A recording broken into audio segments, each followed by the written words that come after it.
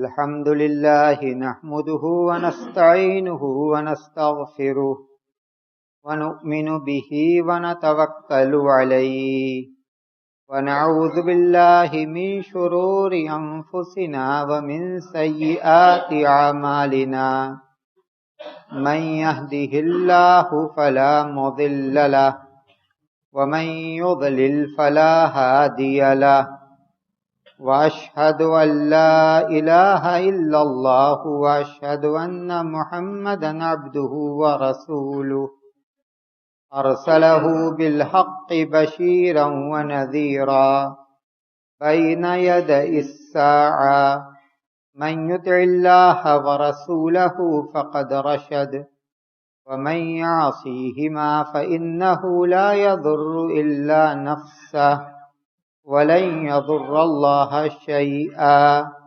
أما بعد فإن خير الحديث كتاب الله وخير الهدي هدي محمد صلى الله عليه وسلم وشر الأمور محدثاتها وكل محدثة بدعة وكل بدعة ضلالة وكل ضلالة في النار.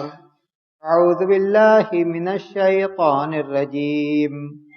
بسم الله الرحمن الرحيم.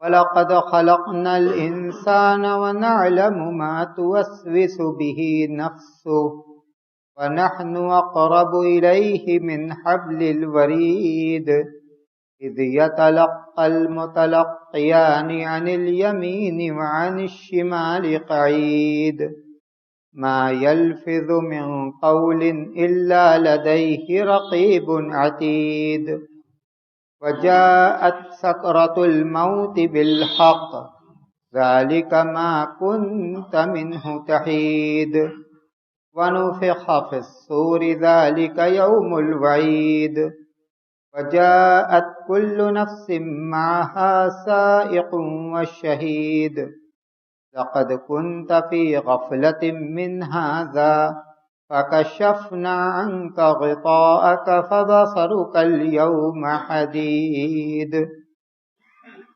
وقال تعالى: ألا إن أولياء الله لا خوف عليهم ولا هم يحزنون الذين آمنوا وكانوا يتقون لهم البشرى في الحياة الدنيا وفي الآخرة.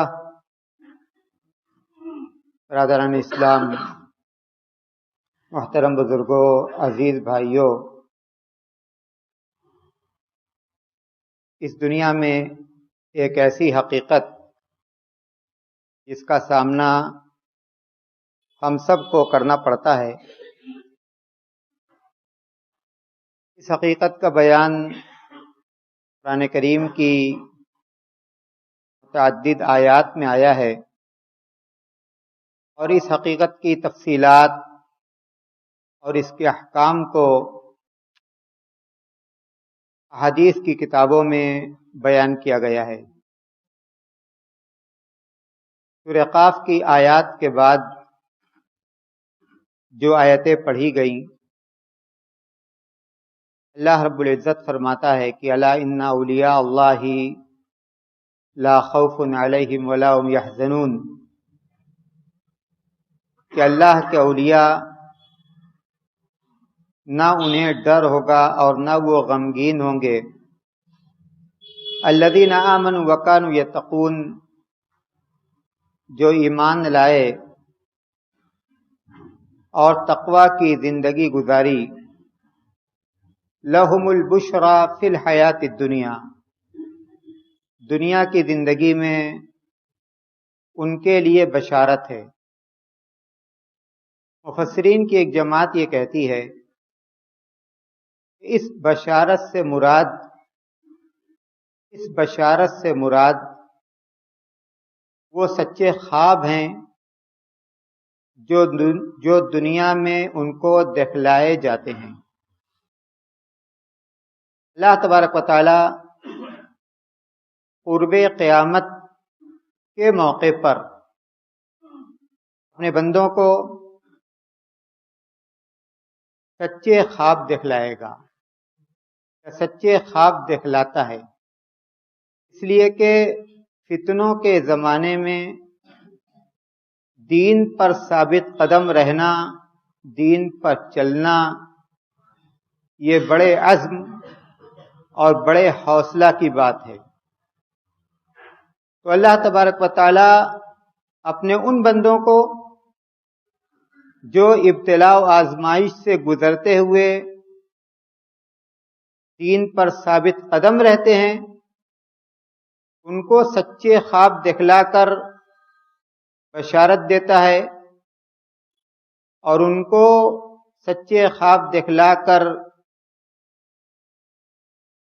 اس بات کی توفیق دیتا ہے، سچے خواب کے ذریعے سے ان کو اس بات کی توفیق دیتا ہے کہ وہ صبر سے کام لیں، دین پر ثابت قدم رہیں، یہاں تک کہ وہ اپنے رب کے پاس چلے جائیں۔ قرآن کریم کے اندر اللہ تبارک و تعالیٰ نے انبیاء علیہ السلام کا جب ذکر کیا تو ان میں سے بعض انبیاء کے خوابوں کا بھی ذکر کیا۔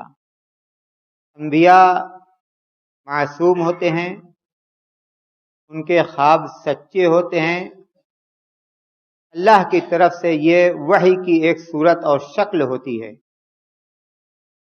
حضرت ابراہیم علیہ السلام کے خواب کا ذکر، یا بنی انی ارى فی المنام انی اذبحک فانظر ماذا تری، اے بیٹے میں نے خواب میں دیکھا کہ میں تجھے ذبح کر رہا ہوں۔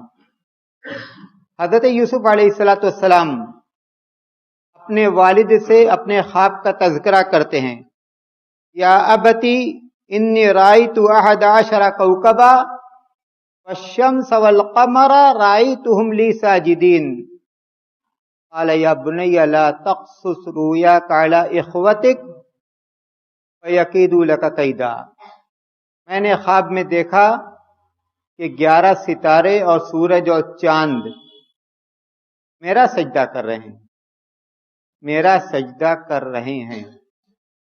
حضرت یعقوب نے نصیحت کی، کہا کہ اپنا یہ خواب اپنے بھائیوں کو مت بتلانا، یقیدوا لک کیدا، ورنہ وہ تمہارے خلاف سازش کرنے لگیں گے۔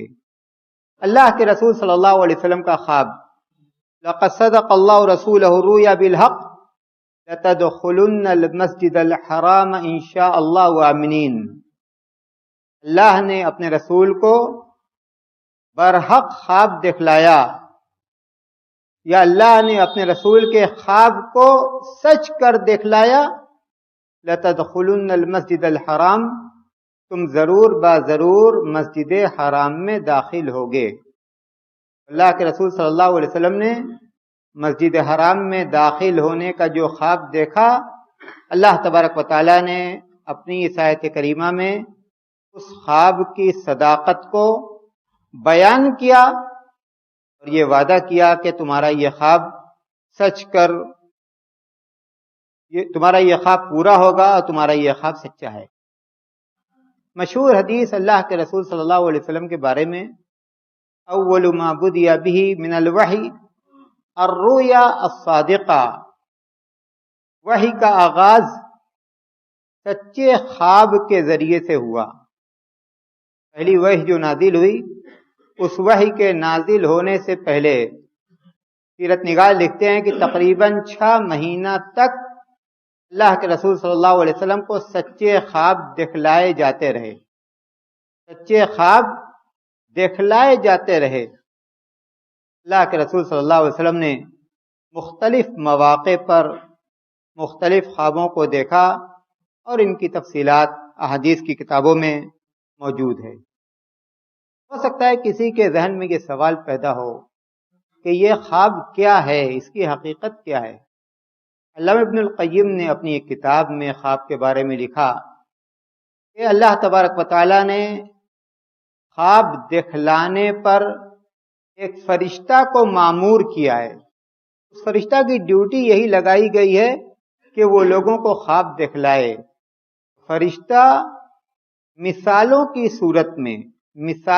صورت میں خوابوں کو دکھلاتا ہے، اور ان مثالوں کے ذریعے سے خواب دیکھنے والا خواب کی تعبیر تک پہنچتا ہے۔ یہ تشریح خواب کی علامہ ابن القیم نے اپنی کتاب میں کی ہے۔ خوابوں کے سلسلے میں اللہ کے رسول صلی اللہ علیہ وسلم کی بہت ساری احادیث ہیں۔ ایک حدیث میں اللہ کے رسول صلی اللہ علیہ وسلم نے فرمایا، الرؤیا الصادقہ جزء من 46 جزءا من النبوہ۔ سچا خواب نبوت کے 46 حصوں میں سے ایک حصہ ہوتا ہے۔ سچا خواب نبوت کے 46 حصوں میں سے ایک حصہ ہوتا ہے۔ صحیح مسلم کی ایک دوسری روایت میں اللہ کے رسول صلی اللہ علیہ وسلم نے فرمایا، اصدق الناس رؤیا اصدقهم حدیثا۔ سب سے سچا خواب ان لوگوں کا ہوتا ہے جو اپنی گفتگو میں سچے ہوتے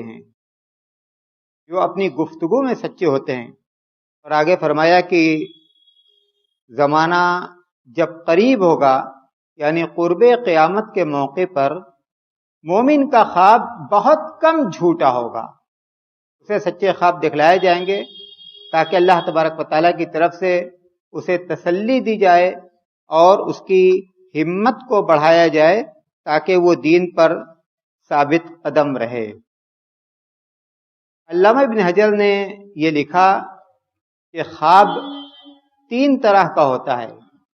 ایک خواب رحمانی ہوتا ہے، ایک خواب نفسانی ہوتا ہے، اور ایک خواب شیطانی ہوتا ہے۔ حدیث میں ہے کہ الرؤیا ثلاثہ، رؤیا من اللہ، ورؤیا تحزین من الشیطان، ورؤیا مما یحدث به نفسه فی الیقظۃ فیراہ فی المنام۔ ایک خواب اللہ کی جانب سے ہوتا ہے، دوسرا خواب شیطان کی طرف سے ہوتا ہے۔ شیطان خواب دیکھنے والے کو ڈر میں اور خوف میں مبتلا کرنا چاہتا ہے، غم میں مبتلا کرنا چاہتا ہے، تو شیطان اس کے ساتھ خواب کی شکل میں اور خواب کی صورت میں شرارت کرتا ہے۔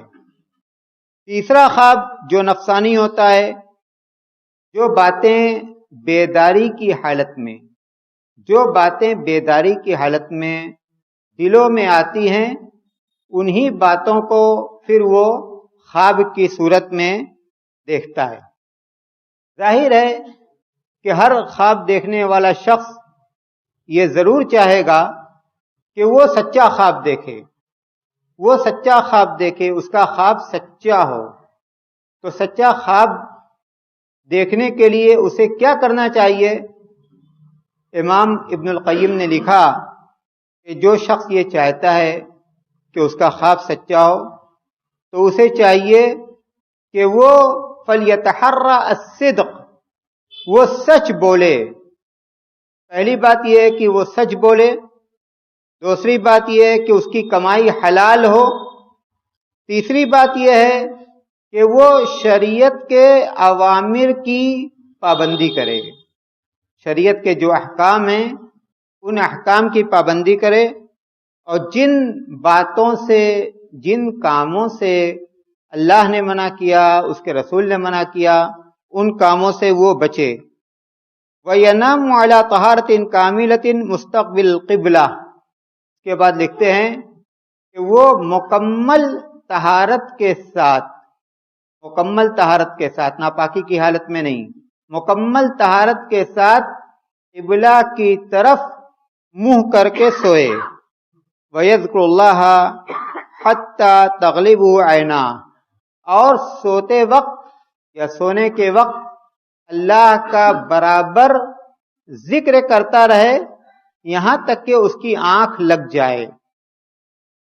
کہا کہ جو شخص ان آداب کو اختیار کرے گا، سچ بولے گا، کمائی حلال ہوگی، شریعت کے احکام کی پابندی ہوگی، گناہ کے کاموں سے بچے گا، مکمل طہارت کی حالت میں قبلہ رخ ہو کر سوئے گا، اور سوتے وقت اللہ کا ذکر کرتا رہے گا. کہتے ہیں علامہ ابن القیم ایسے شخص کا خواب شاذ و نادر جھوٹا ہوتا ہے. اس کے بعد وہ لکھتے ہیں کہ سب سے سچا خواب سحر یعنی فجر سے پہلے کا جو وقت ہے اس وقت کا ہوتا ہے، اس لیے کہ وہ رب العالمین کے آسمان دنیا پر نزول کا وقت ہوتا ہے. اللہ کی رحمت اس وقت عام ہوتی ہے اور شیطان اس وقت کمزور پڑ جاتا ہے. تو اس وقت جو خواب دیکھے جاتے ہیں وہ خواب سب سے سچے ہوتے ہیں. اور کہتے ہیں کہ سب سے جھوٹا خواب وہ ہوتا ہے جو رات یا رات کے پہلے حصے میں دیکھا جاتا ہے، اس لیے کہ اس وقت شیطان کا غلبہ ہوتا ہے. جو خواب دیکھے جاتے ہیں ان خوابوں کو دو حصوں میں تقسیم کیا گیا ہے. ایک سچا خواب یا وہ خواب جو حقیقت پر مبنی ہوتا ہے، اور یہ انبیاء کا خواب ہوتا ہے. انبیاء کے سارے خواب سچے ہوتے ہیں. اس کے بعد ان لوگوں کا درجہ ہے جو نیک، متقی اور پرہیزگار ہوتے ہیں. جو شخص جتنا نیک ہوگا اس کا خواب اتنا ہی سچا ہوگا. کہتے ہیں اس کے بعد کہ شاذ و نادر گناہگاروں کا خواب سچا ہوتا ہے، شاذ و نادر. اور جو خواب حقیقت پر مبنی نہیں ہوتا وہ تین طرح کا ہوتا ہے. پہلی قسم شیطان کی شرارت یا شیطان کی سازش تاکہ وہ خواب دیکھنے والے کو پریشان کرے. جیسے کوئی خواب میں یہ دیکھتا ہے کہ کسی نے اس کی گردن کاٹ لی، اب وہ اس کے پیچھے دوڑ رہا ہے. کوئی شخص خواب میں یہ دیکھتا ہے کہ کسی نے اس کو کنویں میں ڈھکیل دیا، اب یہاں کوئی اس کو بچانے والا نہیں ہے. کہتے ہیں کہ یہ سب شیطان کی سازش ہوتی ہے. اسی طرح بے حقیقت خواب کی دوسری صورت یا دوسری قسم یہ ہے کہ جیسے کوئی خواب میں یہ دیکھے کہ کوئی فرشتہ آ کر اسے کسی گناہ کے کام کے کرنے کا حکم دے رہا ہے. کہتے ہیں کہ خواب کی یہ جو صورت ہے یہ بھی بے حقیقت خواب ہے، اس کی کوئی حقیقت نہیں ہے. اور تیسری جو صورت ہے بے حقیقت خواب کی، وہ جو آدمی بیداری کی حالت میں سوچتا ہے، چاہتا ہے، انہی چیزوں کو، انہی باتوں کو وہ اپنے خواب کے اندر دیکھتا ہے. یا یہ ہے کہ جو اس کا روٹین ورک رہتا ہے، جو دن میں کرتا رہتا ہے، انہی چیزوں کو وہ اپنے خواب میں دیکھتا ہے. یا جو باتیں اس کی طبیعت اور مزاج پر غالب رہتی ہیں ان چیزوں کو وہ اپنے خوابوں میں دیکھتا ہے. تو اس طرح کے جو خواب ہیں ان کو اصغاث و احلام میں شمار کیا گیا ہے، ان کی کوئی حقیقت نہیں ہے. احادیث کی کتابوں کا مطالعہ کیا جائے تو احادیث کی کتابوں میں خواب کے آداب بتلائے گئے ہیں. اللہ کے رسول صلی اللہ علیہ وسلم کی یہ حدیثیں جو صحیح بخاری اور صحیح مسلم کی حدیثیں ہیں ان کو سنیے. اللہ کے رسول صلی اللہ علیہ وسلم نے فرمایا اذا رأى احدكم رؤيا يحبها فانما هي من الله فليحمد الله عليها وليحدث بها. جب تم میں سے کوئی شخص ایسا خواب دیکھے جو خواب اسے اچھا لگتا ہو تو وہ یہ جان لے کہ یہ خواب اللہ کی جانب سے ہے. اس خواب پر وہ اللہ کی حمد و ثنا بیان کرے اور اس خواب کو وہ لوگوں سے بیان کرے. کس سے بیان کرنا ہے ابھی بات آگے آئے گی. وَإِذَا رَأَى غَيْرَ ذَلِكَ مِمَّا يَكْرَهُ فَإِنَّمَا هِيَ مِنَ الشَّيْطَانِ. اور اگر کوئی ایسا خواب دیکھتا ہے جو خواب اسے ناپسند ہو تو وہ یہ جان لے کہ یہ خواب شیطان کی جانب سے دکھایا جا رہا ہے. فَلْيَسْتَعِذْ مِنْ شَرِّهَا وَلَا يَذْكُرْهَا لِأَحَدٍ فَإِنَّهَا لَا تَضُرُّهُ. تو اسے چاہیے کہ وہ اس خواب کے شر سے، اس خواب کے شر سے پناہ چاہے اور اپنا یہ خواب کسی سے بھی بیان نہ کرے، تو ایسی صورت میں یہ برا خواب دیکھنے والے کو نقصان نہیں پہنچائے گا۔ ایک دوسری حدیث میں اللہ کے رسول صلی اللہ علیہ وسلم نے فرمایا الرؤیا الصالحہ من اللہ والحلم من الشیطان، اچھا خواب یا سچا خواب اللہ کی جانب سے ہوتا ہے اور برا خواب شیطان کی طرف سے ہوتا ہے۔ من رأى شيئا يكرهه فلينفث عن شماله ثلاثا، اگر کوئی شخص ایسا کوئی خواب دیکھتا ہے جو خواب اسے ناپسند ہو تو اپنے بائیں جانب 3 مرتبہ تھو تھو کرے، اور وَلْيَتَعَوَّذْ مِنَ الشَّيْطَانِ فَإِنَّهَا لَا تَضُرُّهُ، اور شیطان کے شر سے پناہ چاہے تو ایسی صورت میں یہ خواب اسے نقصان نہیں پہنچائے گا۔ ایک تیسری حدیث اللہ کے رسول صلی اللہ علیہ وسلم نے فرمایا اذا رأى احدكم الرؤيا يكرهها فليبصق عن يساره ثلاثا، جب تم میں سے کوئی شخص ایسا خواب دیکھتا ہے جو اسے ناپسند ہے تو اپنے بائیں جانب 3 مرتبہ تھو تھو کرے، وَلْيَسْتَعِذْ بِاللَّهِ مِنْ شَرِّ الشَّيْطَانِ ثَلَاثًا، اور شیطان کے شر سے 3 مرتبہ پناہ چاہے، وَيَتَحَوَّلْ عَنْ جَنْبِهِ الَّذِي كَانَ عَلَيْهِ، اور جس کروٹ وہ سویا ہے اسے چاہیے کہ کروٹ بدل دے۔ احادیث کا مطالعہ کر کے علماء نے اچھا خواب دیکھنے والوں کے لیے آداب اور برا خواب دیکھنے والوں کے لیے آداب بتلائے ہیں۔ جو لوگ اچھا خواب دیکھتے ہیں ان کے لیے پہلا ادب یہ ہے کہ وہ اس خواب پر اللہ کی حمد و ثنا بیان کریں۔ دوسرا ادب یہ ہے کہ اس خواب کو اپنے لیے بشارت سمجھیں، اس خواب کو دیکھ کر خوش ہوں اور اس خواب کو دیکھ کر اس خواب کو اپنے لیے بشارت سمجھیں۔ تیسری بات یہ ہے کہ اس خواب کو جس سے وہ محبت کرتے ہیں یا جو اس سے محبت کرتا ہے اسی سے بیان کرے، کسی دوسرے سے بیان نہ کریں۔ ایک حدیث میں اللہ کے رسول صلی اللہ علیہ وسلم نے فرمایا کہ لا تقص الرؤیا الا علی عالم او ناصح، اچھا خواب عالم سے بیان کرو یا ناصح سے، خیر خواہ سے بیان کرو، اس لیے کہ جب خواب کو عالم سے بیان کرو گے تو جہاں تک ممکن ہوگا وہ اس کی اچھی تعبیر بتلائے گا۔ خواب کا اس کی تعبیر سے بہت گہرا رشتہ ہے۔ سنن دارمی کی ایک روایت میں ہے، امام علامہ ابن حجر نے اس حدیث کی سند کو حسن کہا ہے۔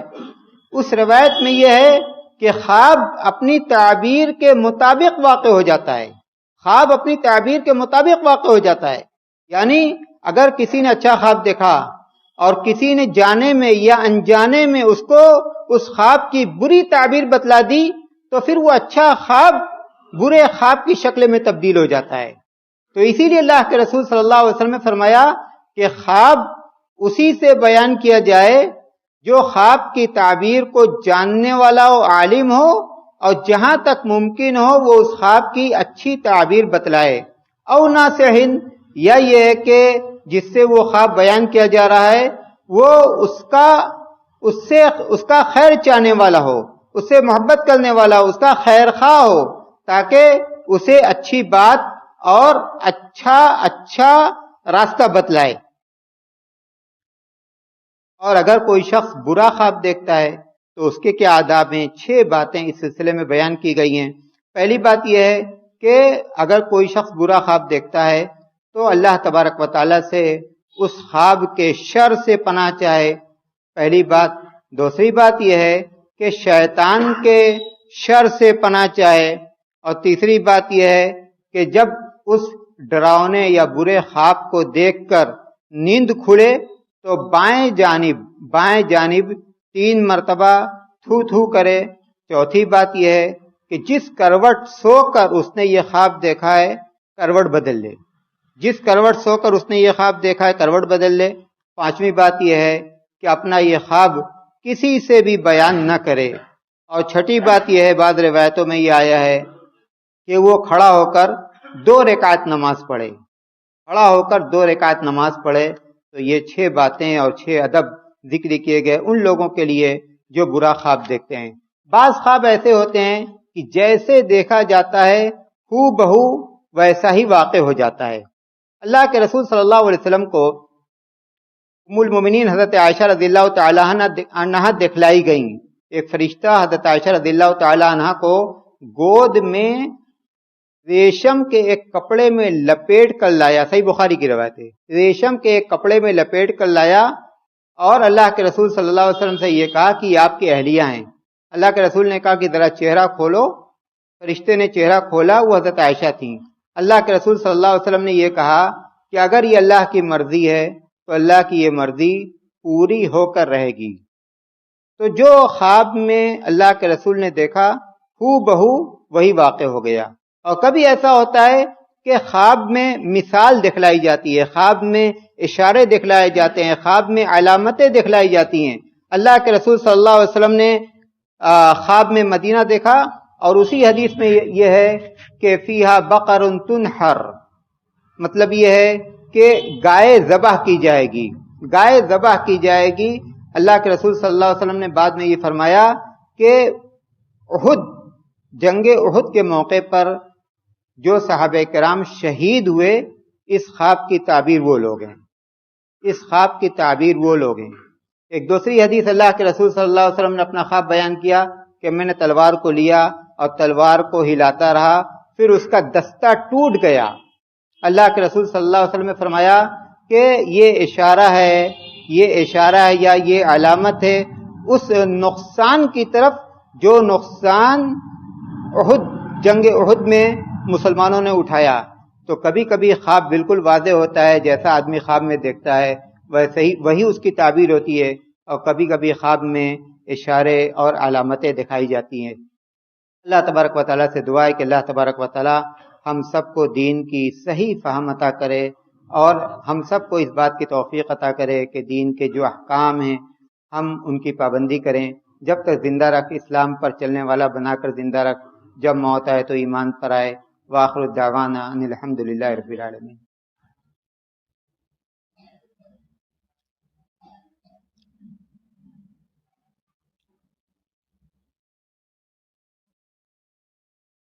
الحمد للہ نحمده ونستعینه ونستغفره ونؤمن به ونتوکل علیہ ونعوذ باللہ من شرور انفسنا ومن سیئات اعمالنا من يهده الله فلا مضل له ومن يضلل فلا هادي له واشهد ان لا اله الا الله واشهد ان محمدا عبده ورسوله وما بعد اعوذ باللہ من الشیطان الرجیم بسم اللہ الرحمن الرحیم ان اللہ وملائکتہ یصلون علی النبی یا ایھا الذین آمنوا صلوا علیہ وسلموا تسلیما اللہم صل علی محمد وعلی آل محمد کما صلیت علی ابراہیم وعلی آل ابراہیم انک حمید مجید اللہم بارک علی محمد وعلی آل محمد کما بارکت علی ابراہیم وعلی آل ابراہیم انک حمید مجید عباد اللہ رحمکم اللہ ان اللہ یأمر بالعدل والإحسان وإیتاء ذی القربى وینہی عن الفحشاء والمنکر والبغی یعظکم لعلکم تذکرون اذکروا اللہ یذکرکم وادعوہ یستجب لکم ولذکر اللہ تعالی علی وجل وعظم اکبر۔